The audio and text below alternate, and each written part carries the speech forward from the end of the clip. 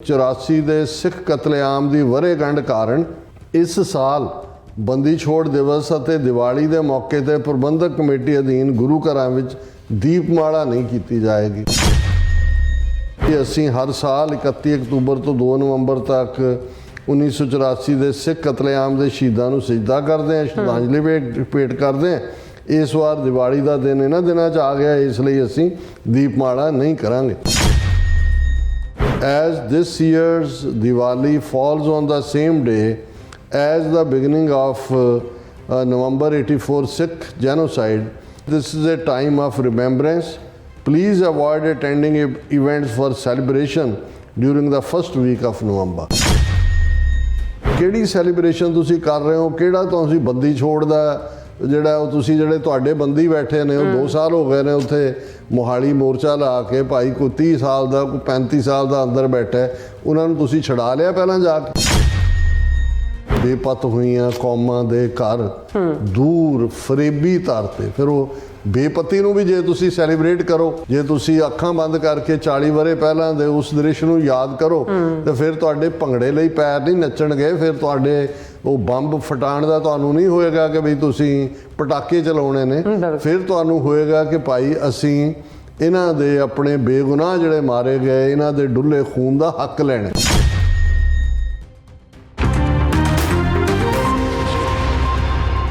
दर्शकों ब्रेक के बाद ਤੁਹਾਡਾ ਸਭ ਦਾ ਭਰਪੂਰ ਸਵਾਗਤ ਹੈ। ਸੋ ਵੀਅਰਸ ਗੱਲਬਾਤ ਕਰਨ ਜਾ ਰਹੇ ਹਾਂ ਕਿ ਨਵੰਬਰ ਦਾ ਪਹਿਲਾ ਹਫਤਾ ਨਵੰਬਰ 84 ਦੀ ਸਿੱਖ ਨਸਲਕੁਸ਼ੀ ਦੀ 40ਵੀਂ ਦੁਖਤ ਵਰ੍ਹੇਗੰਢ ਹੈ ਔਰ ਹਿੰਦੂ ਕੈਲੰਡਰ ਅਨੁਸਾਰ ਦੀਵਾਲੀ ਦਾ ਦਿਨ 1 ਨਵੰਬਰ ਨੂੰ ਮਿਥਿਆ ਗਿਆ ਹੈ ਔਰ ਬਹੁਤ ਸਾਰੇ ਗੁਰਦੁਆਰਿਆਂ ਵਿੱਚ ਜਿਹੜੀ ਹੈ 1 ਨਵੰਬਰ ਨੂੰ ਦੀਪਮਾਲਾ ਤੇ ਆਤਿਸ਼ਬਾਜ਼ੀ ਕਰਨ ਦਾ ਐਲਾਨ ਕੀਤਾ ਜਾ ਰਿਹਾ ਹੈ।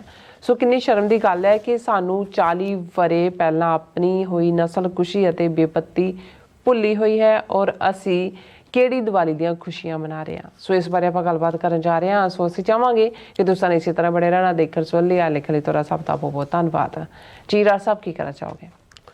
ਦੇਖੋ, ਬਹੁਤ ਵਾਰ ਮੈਂ ਉਹਨਾਂ ਇਸ਼ੂਜ਼ ਨੂੰ ਜਿਹੜੇ ਆਪਸ ਦੇ ਵਿੱਚ ਜ਼ਿਆਦਾ ਡਿਵਾਈਸਿਵ ਹੁੰਦੇ ਨੇ, ਵੰਡੀਆਂ ਪਾਉਣ ਵਾਲੇ ਹੁੰਦੇ ਨੇ, ਉਹਨਾਂ ਨੂੰ ਪਿਕ ਕਰਨ ਜਾਂ ਡਿਸਕਸ ਕਰਨ ਤੋਂ ਗੁਰੇਜ਼ ਕਰਦੇ।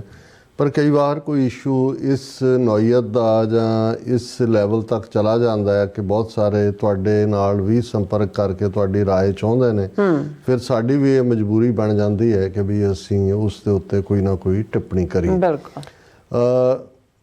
ਬੇਸ਼ੱਕ ਈਵਨ ਵਰਲਡ ਸਿੱਖ ਪਾਰਲੀਮੈਂਟ ਦਾ ਜਿਹੜਾ ਫਰੈਂਕਫਰਟ ਜਰਮਨੀ 'ਚ ਸੈਸ਼ਨ ਹੋਇਆ ਉਹਦੇ 'ਚ ਵੀ ਇਹ ਅਗੇਨ ਐਂਡੋਰਸ ਕੀਤਾ ਗਿਆ ਕਿ ਸਿੱਖ ਕੌਮ ਨੇ ਜਿਹੜਾ 2003 ਦੇ ਵਿੱਚ ਮੂਲ ਨਾਨਕਸ਼ਾਹੀ ਕੈਲੰਡਰ ਜਿਹੜਾ ਮਨਜ਼ੂਰ ਕੀਤਾ ਸੀ, ਜਿਹਨੂੰ 7 ਸਾਲ ਬਾਅਦ ਹਿੰਦੂਤਵੀ ਤਾਕਤਾਂ ਨੇ ਸੰਤ ਸਮਾਜ ਦਾ ਨਾਂ ਵਰਤ ਕੇ ਉਸ ਨੂੰ ਡੀਰੇਲ ਕੀਤਾ ਔਰ ਅੱਜ ਜਿਹੜਾ ਨਾਨਕਸ਼ਾਹੀ ਕੈਲੰਡਰ ਕਹਿ ਕੇ ਜੋ ਚਲਾਇਆ ਜਾ ਰਿਹਾ ਉਹ ਹਿੰਦੂ ਕੈਲੰਡਰ ਹੈ, ਬਿਕਰਮੀ ਕੈਲੰਡਰ ਜਿਹਦਾ ਨਾਂ ਹੈ ਬਿਕਰਮਾਦਿੱਤਿਆ ਦੇ ਨਾਮ ਨਾਲ ਜੁੜਿਆ ਹੋਇਆ ਔਰ ਇਹ ਜਿਹੜਾ ਈਸਵੀ ਕੈਲੰਡਰ ਤੋਂ ਵੀ 57 ਸਾਲ ਪਹਿਲਾਂ ਹੈ ਔਰ ਉਸ ਦੇ ਵਿੱਚ ਚੰਦਰਮਾ ਔਰ ਦੂਸਰੇ ਦੇ ਨਾਲ ਦੇਖ ਕੇ ਕੈਲਕੂਲੇਟ ਜੋਤਸ਼ੀ ਜਿਹੜੇ ਨੇ ਪੰਡਤ ਉਹ ਜੰਤਰੀ ਕੱਢਦੇ ਨੇ, ਉਸ ਦੇ ਰਾਈਟ ਸ਼੍ਰੋਮਣੀ ਕਮੇਟੀ ਫਿਰ ਲੈਂਦੀ ਹੈ ਔਰ ਫਿਰ ਆਪਣੀਆਂ ਜੰਤਰੀਆਂ ਛਾਪਦੀ ਹੈ ਔਰ ਕਿਉਂਕਿ ਉਹਨਾਂ ਨੇ ਉਹੀ ਫਰਾਡ ਜਿਹੜਾ ਪਾਰਟ ਹੈ ਉਹਨੂੰ ਚਲਾਇਆ ਹੁੰਦਾ। ਇਹੀ ਕਾਰਨ ਹੈ ਕਿ ਕਦੇ ਈਵਨ ਹੁਣ ਜੇ ਅਸੀਂ ਕੱਤਕ ਦੀ ਪੁੰਨਿਆ ਦੇ ਹਵਾਲੇ ਨਾਲ ਵੀ ਗੱਲ ਕਰਦੇ ਹਾਂ, ਗੁਰੂ ਨਾਨਕ ਸਾਹਿਬ ਦਾ ਪ੍ਰਕਾਸ਼ ਪੁਰਬ ਕਦੇ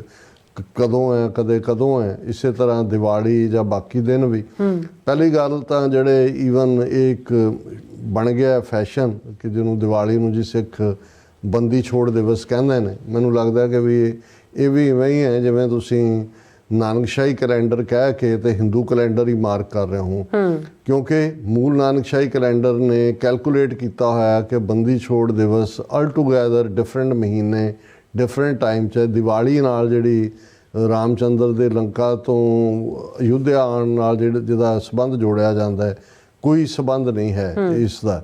ਔਰ ਇਕੱਲਾ ਇੱਥੇ ਨਹੀਂ ਹੈ, ਮੁੱਕਦੀ ਗੱਲ ਤੁਸੀਂ ਦੇਖੋਗੇ ਕਿ ਵੀ ਦੀਵਾਲੀ ਦੇ ਰਾਤ ਸਾਰੇ ਰਾਗੀ ਸਣੇ ਦਰਬਾਰ ਸਾਹਿਬ ਤੋਂ ਲੈ ਕੇ ਦੁਨੀਆ ਭਰ 'ਚ ਲੱਗੇ ਹੁੰਦੇ ਨੇ ਦੀਵਾਲੀ ਦੀ ਰਾਤ ਦੀਵੇ ਬਾਲੀਏ ਔਰ ਇਵੇਂ ਉਹ ਸੁਣਾ ਰਹੇ ਹੁੰਦੇ ਨੇ ਜਿਵੇਂ ਭਾਈ ਗੁਰਦਾਸ ਕਹਿ ਗਏ ਕਿ ਵੀ ਜੇ ਤੁਸੀਂ ਦੀਵਾਲੀ ਦੀ ਰਾਤ ਦੀਵੇ ਨਾ ਬਾਲੇ ਤਾਂ ਤੁਹਾਡੀ ਅਗਲੀ ਸਵੇਰ ਨਹੀਂ ਚੜ੍ਹਨੀ ਹੈ। ਮਹਾਰਾਜ ਹੁਕਮ ਦੇ ਗਏ ਨੇ ਵੀ ਦੀਵਾਲੀ ਦੀ ਰਾਤ ਤੁਸੀਂ, ਹਾਲਾਂ ਉਹ ਸਾਰੇ ਸ਼ਬਦ ਦਾ ਅਰਥ ਵੀ ਡਿਫਰੈਂਟ ਹੈ ਔਰ ਉਸ ਸਾਰੇ ਨੂੰ, ਲੇਕਿਨ ਉਹਨੂੰ ਯਕੀਨੀ ਬਣਾਇਆ ਜਾਂਦਾ। ਹੁਣ ਤਾਂ ਸਾਡੇ ਰਾਗੀ ਸਣੇ ਦਰਬਾਰ ਸਾਹਿਬ ਦੇ ਜਨਮ ਅਸ਼ਟਮੀ ਦੇ ਉੱਤੇ ਕ੍ਰਿਸ਼ਨ ਜੀ ਨੂੰ ਸ਼ਰਧਾਂਜਲੀ ਦੇ ਰਹੇ ਹੁੰਦੇ ਨੇ ਔਰ ਰਾਮਨੌਮੀ ਦੇ ਉੱਤੇ ਰਾਮ ਜੀ ਨੂੰ ਦੇ ਰਹੇ ਹੁੰਦੇ ਨੇ। ਇਹ ਸ਼ੋਅ ਕਰ ਰਿਹਾ ਵੀ ਜਿਹੜਾ ਮੈਜੋਰੀਟੇਰੀਅਨ ਕਲਚਰ ਹੈ, ਹਿੰਦੂ ਕਲਚਰ, ਉਹ ਕਿਸ ਹੱਦ ਤੱਕ ਸਾਡੇ 'ਚ ਪਹੁੰਚ ਗਿਆ ਹੈ। ਹਾਲਾਂ ਸਾਡੇ ਭੈਣ ਅਮਨਜੋਤ ਕੌਰ ਉਹਨਾਂ ਦਾ ਇੱਕ ਬੜਾ ਡੀਟੇਲ ਲੈਟਰ ਕਈ ਹਫ਼ਤਿਆਂ ਦਾ ਆਇਆ ਹੋਇਆ 4 ਸਫ਼ੇ ਦਾ, ਜਿਹਦੇ 'ਚ ਉਹਨਾਂ ਨੇ ਇੱਕ ਇੱਕ ਕਰਕੇ ਦੱਸਿਆ ਵੀ ਕਿਹੜੀਆਂ ਕਿਹੜੀਆਂ ਹਿੰਦੂ ਰਸਮਾਂ ਔਰ ਹਿੰਦੂ ਗੱਲਾਂ ਸਿੱਖਾਂ 'ਚ ਆ ਵੜੀਆਂ ਨੇ। ਔਰ ਕਿਉਂਕਿ ਟੌਪਿਕ ਦੂਸਰੇ ਚੱਲ ਰਹੇ ਨੇ ਔਰ ਮੈਂ ਅਜੇ ਉਹਨੂੰ ਰਿਜ਼ਰਵ 'ਚ ਰੱਖਿਆ, ਆਉਣ ਵਾਲੇ ਦਿਨਾਂ 'ਚ ਮੈਂ ਡਿਸਕਸ ਕਰਾਂਗਾ। ਪਰ ਗੱਲ ਇੱਕ ਤਾਂ ਇਹ ਹੈ ਕਿ ਵੀ ਬੰਦੀ ਛੋੜ ਦਿਵਸ ਅਲਟੂਗੈਦਰ ਡਿਫਰੈਂਟ ਮਹੀਨੇ 'ਚ ਹੈ, ਉਹਦਾ ਕੋਈ ਦੀਵਾਲੀ ਨਾਲ ਸੰਬੰਧ ਨਹੀਂ ਹੈ। ਸੈਕੰਡਲੀ, ਜਦੋਂ ਅਸੀਂ ਈਵਨ ਮੂਲ ਨਾਨਕਸ਼ਾਹੀ ਕੈਲੰਡਰ ਦੀ ਗੱਲ ਕਰਦੇ ਹਾਂ, ਇਹ ਕਹਿੰਦੇ ਹਾਂ ਕਿ ਜੀ ਇਸ ਵਾਰ ਕਿਉਂਕਿ ਦੀਵਾਲੀ ਜਿਹੜੀ ਪੰਡਤਾਂ ਨੇ ਕੈਲਕੂਲੇਟ ਕੀਤੀ ਉਹ 1 ਨਵੰਬਰ ਦੀ ਹੈ ਔਰ ਬਹੁਤ ਸਾਰਿਆਂ ਨੇ, ਕਿਉਂਕਿ ਅਕਾਲੀਆਂ ਨੇ ਤਾਂ ਜੋ ਸ਼੍ਰੋਮਣੀ ਕਮੇਟੀ ਨੇ ਤਾਂ ਉਹ ਹਿੰਦੂ ਕੈਲੰਡਰ ਬਣਾਤਾ, ਉਹਨੂੰ ਬੰਦੀ ਛੋੜ ਕਹਿ ਕੇ ਅਕਾਲ ਤਖਤ ਦਾ ਜਥੇਦਾਰ ਵੀ ਬੜਾ ਠੁੰਮ ਕਰਕੇ ਆ ਕੇ ਸੁਨੇਹਾ ਦਿੱਤਾ ਜੀ ਬੰਦੀ ਛੋੜ ਦਿਵਸ ਦੇ ਮੌਕੇ ਕੌਮ ਦੇ ਨਾਂ ਮਤ ਕਹੋ ਇਹਨੂੰ ਬੰਦੀ ਛੋੜ, ਦਿਵਾਲੀ ਮਨਾਓ, ਤੁਸੀਂ ਉਹਨੂੰ ਕਹੋ ਜੀ ਦਿਵਾਲੀ ਦੇ ਦਿਨ ਸੁਨੇਹਾ ਦਿੱਤਾ ਮਨਾ ਲਓ। ਕਿਉਂਕਿ ਬਾਕੀ ਵੀ ਤਾਂ ਤੁਸੀਂ ਉਹ ਸੁਖਬੀਰ ਬਾਦਲ ਦੀਆਂ ਪਿਕਚਰਾਂ ਸਿਰ 'ਚ ਉਹ ਹੋਲੀ ਦਾ ਰੰਗ ਪਾਇਆ ਹੋਇਆ, ਸਿਰ ਖੋਲ੍ਹਿਆ, ਉਹ ਵੀ ਤਾਂ ਤੁਸੀਂ ਕਰ ਹੀ ਰਹੇ ਹੋ। ਬਾਕੀ ਵੀ ਜਾ ਕੇ ਹਵਨ ਵੀ ਕਰਦੇ ਹੋ, ਕੋਈ ਨਹੀਂ, ਦੀਵਾਲੀ ਵੀ ਤੁਸੀਂ ਸੈਲੀਬ੍ਰੇਟ ਕਰੋ। ਹੁਣ ਜਿਹੜਾ ਸਵਾਲ ਬਹੁਤ ਸਾਰੇ ਬਾਹਰਲੇ ਗੁਰਦੁਆਰਿਆਂ ਨੇ ਉਹਨੂੰ ਚੁੱਕਿਆ ਔਰ ਮੈਂ ਕੱਲ੍ਹ ਹੀ ਇਹ ਮੇਰੇ ਸਾਹਮਣੇ ਆਇਆ ਵੀ ਦਿੱਲੀ ਕਮੇਟੀ ਨੇ ਤਾਂ ਇਸ ਦੇ ਉੱਤੇ ਪੂਰਾ ਇਸ਼ੂ ਬਣਾ ਲਿਆ। ਕਈਆਂ ਨੂੰ ਲੱਗੇਗਾ ਦੇਖੋ ਜੀ, ਭਾਵੇਂ ਦਿੱਲੀ 'ਚ ਬੀਜੇਪੀ ਦੀ ਹਕੂਮਤ ਵਾਲੀ ਕਮੇਟੀ ਹੈ, ਉਹਨਾਂ ਦੇ ਹੀ ਸਾਰੇ ਚੇਲੇ ਬਾਲ ਕੇ ਨੇ, ਉਹਨਾਂ ਨੇ ਉਹ ਆਪਣਾ ਕੈਲਕੂਲੇਟ ਕਰ ਰਹੇ ਨੇ, ਕਿਉਂਕਿ ਉਹਨਾਂ ਨੂੰ ਇਹ ਲੱਗਦਾ ਵੀ ਜੇ ਨਵੰਬਰ ਦੀ ਨਸਲਕੁਸ਼ੀ ਦਾ, ਹੁਣ ਦਿੱਲੀ 'ਚ ਚੋਣਾਂ ਵੀ ਅਸੈਂਬਲੀ ਦੀਆਂ ਆਉਣ ਵਾਲੀਆਂ ਨੇ, ਤੇ ਜੇ ਕਾਂਗਰਸ ਦੇ ਖਿਲਾਫ ਸਿੱਖਾਂ ਦੀਆਂ ਵੋਟਾਂ ਬੀਜੇਪੀ ਨੂੰ ਪਾਉਣੀਆਂ ਨੇ ਤਾਂ ਫਿਰ ਇਹ ਨਸਲਕੁਸ਼ੀ ਯਾਦ ਕਰਾਉਣੀ ਬੜੀ ਜ਼ਰੂਰੀ ਹੈ। ਔਰ ਉਹਨਾਂ ਨੇ ਕਿਉਂਕਿ ਇਸ ਵਾਰ 1 ਨਵੰਬਰ ਦਾ ਦਿਨ ਹੀ ਦੀਵਾਲੀ ਦਾ ਦਿਨ ਹੈ, ਮੈਂ ਬੰਦੀ ਛੋੜ ਨਹੀਂ ਕਵਾਂਗਾ, ਇਹ ਬੰਦੀ ਛੋੜ ਦਿਵਸ ਦੀ ਵੀ ਤੋਹੀਨ ਹੈ, ਲਫ਼ਜ਼ ਦੀ ਵੀ ਤੋਹੀਨ ਹੈ। ਔਰ 1 ਨਵੰਬਰ ਨੂੰ ਹੀ ਜਿਹੜਾ ਨਸਲਕੁਸ਼ੀ 84 ਦੇ ਇੱਕ ਪਾਸੇ ਅਸੀਂ ਜੂਨ 84 ਨਸਲਕੁਸ਼ੀ ਦੀ 40ਵੀਂ ਦੁਖਦ ਯਾਦ ਮਨਾ ਕੇ ਆਏ, ਇਸ ਵਾਰ 40ਵਾਂ ਵਰ੍ਹਾ ਨਵੰਬਰ 84 ਦੀ ਨਸਲਕੁਸ਼ੀ ਦਾ। ਹਜ਼ਾਰਾਂ ਸਿੱਖ ਵਿਧਵਾਵਾਂ ਵਿਡੋ ਕਾਲਨੀ 'ਚ ਬੈਠੀਆਂ ਵੀ ਦੱਸ ਰਹੀਆਂ ਨੇ ਸਾਡੇ ਨਾਲ ਕੀ ਹੋਇਆ। ਅਮਰੀਕਾ ਤੋਂ ਲੈ ਕੇ ਅਮਰੀਕਾ ਦੀਆਂ ਸਟੇਟਾਂ, ਜੀਵਨ ਹੁਣ ਤਾਂ US ਕਾਂਗਰਸ ਦੇ ਵਿੱਚ ਰੈਜ਼ੋਲੂਸ਼ਨ 5 ਕਾਂਗਰਸਮੈਨਾਂ ਨੇ ਪੇਸ਼ ਕਰ ਦਿੱਤਾ ਹੈ ਸਿੱਖ ਨਸਲਕੁਸ਼ੀ ਦਾ।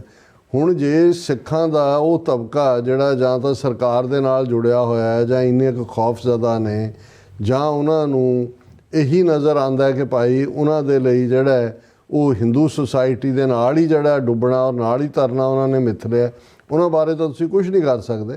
ਪਰ ਇਸ ਦੇ ਉੱਤੇ ਬਾਹਰ ਜ਼ਰੂਰ ਇਹ ਗੱਲ ਚੁੱਕੀ ਗਈ ਕਿ ਭਾਈ ਜੇ ਤੁਹਾਨੂੰ ਪਟਾਕੇ ਜਿਹੜੇ ਨੇ ਉਹ ਚਲਾਉਣ ਦੇ ਹੀ ਚਲੂਣੇ ਲੜਦੇ ਨੇ ਤੇ ਉਹਨਾਂ ਨੂੰ ਇੱਕ ਦਿਨ ਪਹਿਲਾਂ ਕਰ ਲਓ, 31 ਅਕਤੂਬਰ ਨੂੰ ਕਰ ਲਓ, ਘੱਟੋ ਘੱਟ ਉਹ ਭੂਤਣੀ ਜਿਹੜੀ ਆਲ ਵਿਚਿਸ ਡੇ ਹੈ, ਸਭ ਭੂਤਾਂ ਭੂਤਣੀਆਂ ਦਾ ਦਿਨ, ਬਿਆਨ ਸਿੰਘ ਸਤਵੰਤ ਸਿੰਘ ਨੇ ਚਿੱਤ ਕੀਤਾ ਉਹਨੂੰ, ਚਲੋ ਇਹੀ ਲੱਗੇਗਾ ਕਿ ਸੈਲੀਬ੍ਰੇਸ਼ਨ ਹੈ। ਹਾਲਾਂ ਮੈਂ ਇੱਕ ਦੋ ਨੂੰ ਕਿਹਾ, ਮੈਂ ਕਿਹਾ ਜੀ ਕਿਲਿੰਗ ਕਿਹੜੀ 1 ਨਵੰਬਰ ਨੂੰ ਸ਼ੁਰੂ ਹੋਈ, 31 ਅਕਤੂਬਰ ਸਵੇਰੇ ਇੰਦਰਾ ਗਾਂਧੀ ਮਾਰੀ ਜਾਂਦੀ ਹੈ, ਸ਼ਾਮ ਨੂੰ ਹੀ ਸ਼ੁਰੂ ਹੋ ਗਿਆ ਸੀ ਵੀ ਇਹ ਤਾਂ ਸਾਰੇ 31 ਅਕਤੂਬਰ ਵਰਥ ਸੈਲੀਬ੍ਰੇਟਿੰਗ ਹੈ, ਜਿਹੜਾ ਸ਼ਹੀਦ ਬੇਅੰਤ ਸਿੰਘ ਉਹਨਾਂ ਦਾ ਸ਼ਹੀਦੀ ਦਿਨ ਹੈ, ਮੌਕੇ 'ਤੇ ਉਹਨਾਂ ਨੂੰ ਸ਼ਹੀਦ ਕੀਤਾ ਗਿਆ ਔਰ ਇੰਨਾ ਵੱਡਾ ਕਾਰਾ ਕੀਤਾ, ਉਹਨਾਂ ਜਿਹੜਾ ਕਾਰਨਾਮਾ ਕਰਕੇ ਦਿਖਾਇਆ।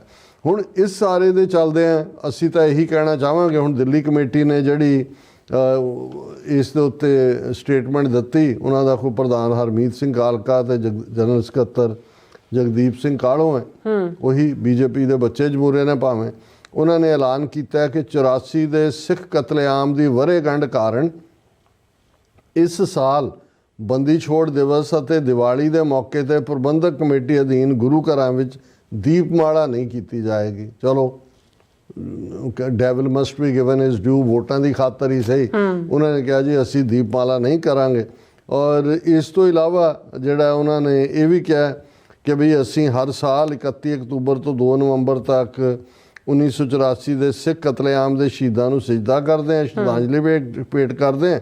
ਇਸ ਵਾਰ ਦੀਵਾਲੀ ਦਾ ਦਿਨ ਇਹਨਾਂ ਦਿਨਾਂ 'ਚ ਆ ਗਿਆ, ਇਸ ਲਈ ਅਸੀਂ ਦੀਪਮਾਲਾ ਨਹੀਂ ਕਰਾਂਗੇ।